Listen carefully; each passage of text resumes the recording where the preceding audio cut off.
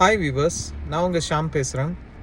இன்றைக்கி நான் சொல்ல போகிற படம் பார்த்தீங்கன்னா டிப்ளமேட் 2025 வந்திருக்கு. ஐஎம்டிபி ரேட்டிங் பார்த்தீங்கன்னா 7.1, 2 hours 10 minutes ரன் ஆகக்கூடிய மூவி. இந்த மூவி வந்து ஹிந்தியில் எடுத்திருக்காங்க. ஜான் ஆப்ரகாம் நடியா நடிச்சிருக்காங்க. டைரக்டட் பை சிவம் நாயர். இந்த திரைப்படம் பார்த்திங்கன்னா வந்து based on true incidents that happened on 2017. அப்போ வந்து சுஷ்மா ஸ்வராஜ் வந்து வெளியுறவுத்துறை அமைச்சராக இருக்கும்போது இந்த சம்பவம் வந்து நடந்திருக்கு. கதை பார்த்திங்கன்னா, அதாவது இந்தியாவிலேருந்து ஒரு பெண் பாகிஸ்தானுக்கு போகிறாங்க. அங்கே வந்து தன்னுடைய காதலனை பார்க்க போகும்போது அவன் வந்து ஏமாற்றி கல்யாணம் பண்ணிக்கிறான்.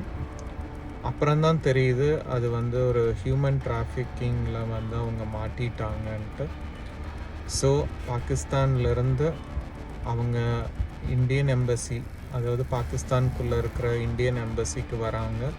ஸோ அங்கே வந்து அவங்களுக்கு வந்து தஞ்சம் கிடைத்ததா, பாதுகாப்பு கிடைத்ததா, திரும்ப வந்து நம்மளுடைய இந்திய மண்ணுக்குள்ளே வந்து பத்திரமாக சேர்ந்தாங்களாங்கிறது தான் வந்து சஸ்பென்ஸ் அண்ட் த்ரில்லரோடு சேர்ந்த கதை.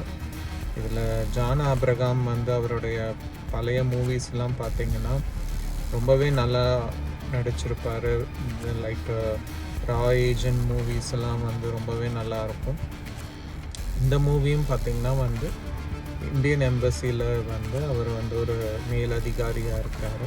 எவ்ரி சீன் பை சீன் வந்து ரொம்பவே வந்து நம்மளும் வந்து ஒரு விர்ச்சுவல் கேரக்டராக வந்து நம்ம உள்ளே போயிடுறோம். ஸோ அந்தளவுக்கு வந்து படம் வந்து ரொம்பவே நல்லா எடுத்திருக்காங்க. ஏன்னா உண்மை சம்பவங்களை பேஸ் பண்ணி எடுத்ததுனால வந்துட்டு இதில் வந்து சண்டை, மசாலா, டான்ஸ் இந்த மாதிரி எதுவுமே இல்லை. ஸோ சுஷ்மா ஸ்வராஜ் அவங்களோட கதாபாத்திரத்தில் பார்த்திங்கன்னா ரேவதி வந்து நடிச்சிருக்காங்க.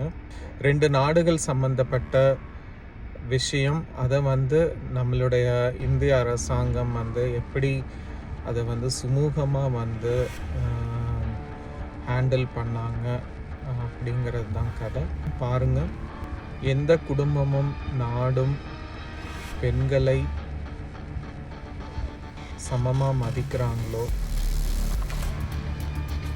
அந்த நாடும் குடும்பமும் வந்து சிறப்பாகவும் பேர் சொல்லும்படியாகவும் இருக்கும் என்பதில் வந்து மாற்று கருத்து இல்லை. படம் பாருங்கள், என்ஜாய் பண்ணுங்கள். இனி ஒரு நல்ல திரை விமர்சனத்தில் சந்திப்போம். நன்றி, வணக்கம்.